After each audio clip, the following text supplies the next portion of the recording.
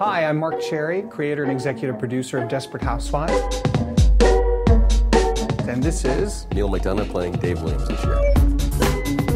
And we are going to be here on abc.com answering your questions. He did say ABC. He did say ABC. Right in the get-go said ABC. Oh, honey, okay. Yeah.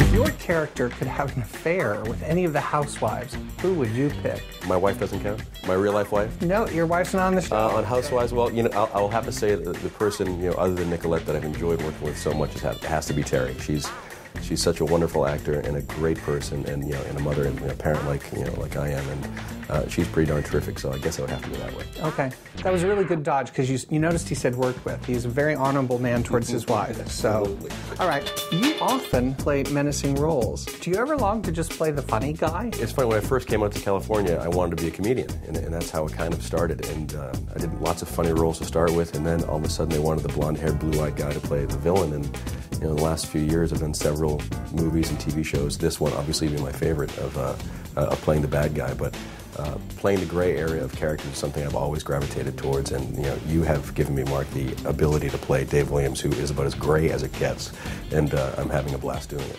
I actually have a theory about why you're such a good villain. Your eyes are such a light blue color that they become piercing, and it's just an eerie effect sometimes because you can see you know, even in a distant shot, like that, you know, you can bore down on people in a way that other actors can't. So. Yeah, and it's you know, I think sometimes when I'm playing a happier character, you would never think that of him as being an evil guy at all. But then, with a different thought in my mind, playing Dave Williams or other characters that I've played, it's definitely more chilling the blue. So and I'm having a great time with it. Who's the biggest prankster on the set? Does anyone play pranks on you? They're too smart to play pranks on me, I must say at this point. But mostly I would have to say Felicity Huffman. One time I was coming into the soundstage and she just like stood behind the door and scared the hell out of me. And I, kind of reacted to that. And also one time she jumped on my golf cart as I was driving away and scared the heck out of me. So for all her Oscar-nominated grandness, she can be a big old kid sometimes, which I like, when she doesn't, cause me to have a heart attack. Have the other actors accepted you with open arms since you're the new guy? Mark gave me kind of the keys to the kingdom early on in the season, saying, okay, this is what your character's going to do because you're the mystery of the year. And as episodes would go on, Mrs. McCluskey was the first. She became so sweet to me because she knew something was going on. She feared that she possibly might be written off the show or killed off the show. So I think everyone has been so nice to me this year because they literally think that something might change and they might be knocked off the show or something because I keep it such a secret, because Mark said, you have to keep this a secret.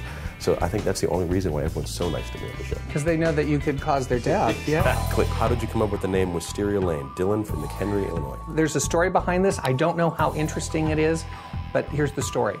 Years ago, I used to read a thing called the Book of Lists, and one of the lists on it was the 10 most beautiful words in the English language. Among these words were words like lullaby, gonorrhea, which, whoever put this list together thought that was a beautiful, beautiful word, but one of the words was wisteria.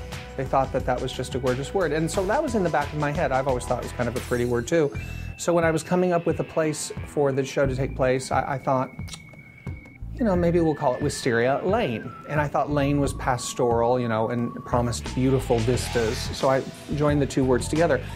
One of the critics who reviewed the show complimented me on my use of the word wisteria, because apparently wisteria is a vine that looks very pretty on the outside, but its root structure is very damaging and insidious underneath the soil. And so this critic thought that I had come up with something that was, symbolic of the nature of people's personal secrets and how everyone puts on a nice front. Wisteria, I believe, chokes out other plant forms. That's right. Absolutely. I had no idea of this. I didn't know, crap about wisteria as a plant.